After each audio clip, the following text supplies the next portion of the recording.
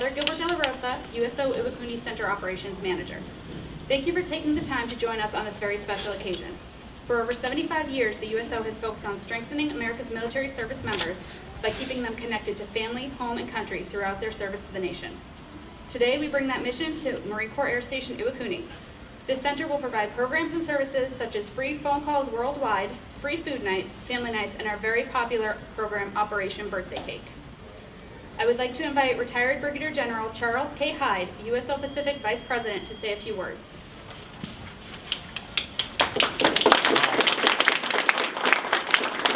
Well, thank you all for being here today. Appreciate the big crowd, standing room only. And this is a big week, or a series of 2 weeks for USO Japan. This is the second center that we're opening. We opened one on Friday in Yokota, and then today here. And that represents a lot of things, but it represents the work that you do across the Pacific, the rebalancing our national strategy here, and the commitment of the USO to always be with you as you execute that strategy. I promised our Japan area director I would use notes. She knows me and knows that without them I may talk for quite a long time. But we will be brief this morning. I will tell you that the first time I came to mainland Japan, and it's always a pleasure to be back here, Iwakuni and the surrounding area is beautiful, was as a part of a C-130 crew right after 9/11. I was flying home back to our base in Alaska right after those attacks and came through mainland Japan. Obviously, a lot of things have changed in the world, but the one constant that has not changed is that the USO has faithfully executed its mission alongside your side through the decades now of conflict. That mission you heard about earlier, but I think it bears repeating, that we strengthen America's service members.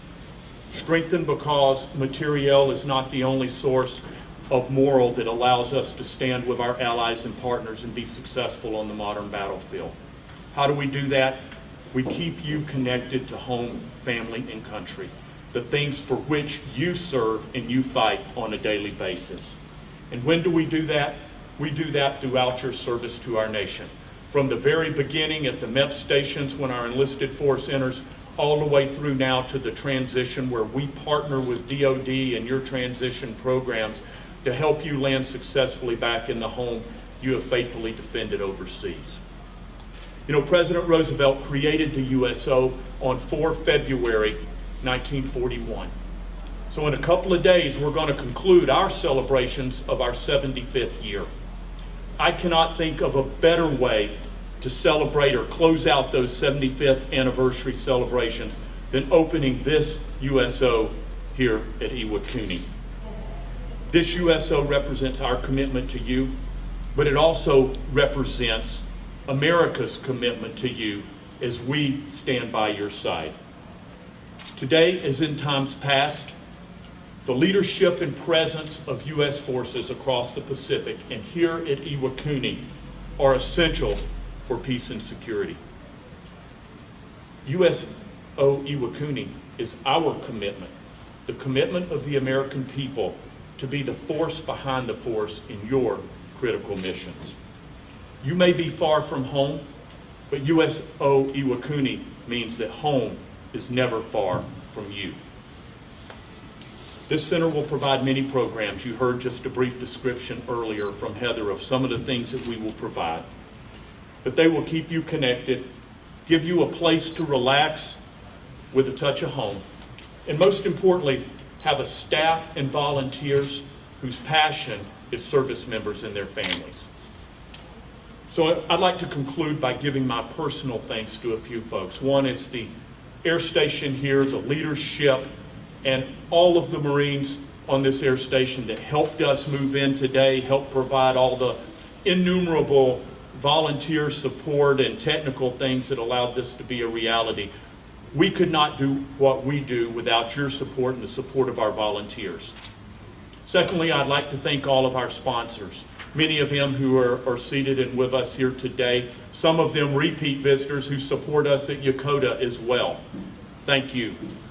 We could not take care of the service members who form the bedrock of the American half of our great alliance without your support. Thank you for being here and for that continued support and relationship with the USO.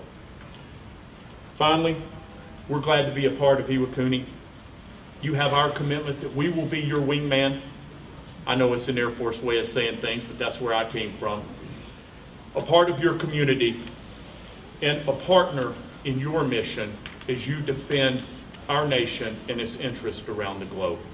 So thank you everyone for being here, and it is a pleasure to be back here at Iwakuni, and I think now we can move AJ right on into the big part. Let's get this open so we can enjoy some food and fellowship together. All right. I want to welcome you, USO. I'm excited that you're here. I know that many, many years of work by Juliet and a lot of other folks on the USO team and our team as well here at the air station have gone into this moment for you guys to be here. And then recently with AJ and Heather and all the volunteers, the final work in the last days, weeks, and months has been important. So thank you very much to USO.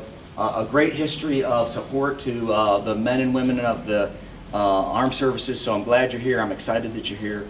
And thanks for coming. So it's an exciting day for all of us. Thank you. Awesome. Thank you. All right. A few more words, and then we're going to As a nonprofit organization, we are fortunate to have donors and corporate sponsors who support the USO mission. I would like to thank USO Pacific Regional sponsors, AIU Insurance and Domino's. I would also like to thank AmeriCable for their support of free internet and cable to the center. Lastly, thank you to our USO Japan sponsors, Billabong, Coca-Cola, and KDDI. Just as our corporate sponsors are vital to the USO, our volunteers are the backbone of the organization. We thank our many volunteers on Iwakuni base, and in particular, Ben, David, Don, Naoko, Shalia, Corporal Figueroa, and Lance Corporal Sagastizado, and AMC terminal personnel for their assistance in getting the center ready for the Iwakuni community. We couldn't have done it without you. Thank you. I would now like to invite CK, Colonel First, USO Japan Director Juliet Domingo, USO Iwakuni Center Manager AJ Gray, and Sergeant Major Garza to join us in the official ribbon cutting. Okay, go. Another one here about ready. Okay. All right, the pose for the camera here. All right, 1, 2, 3.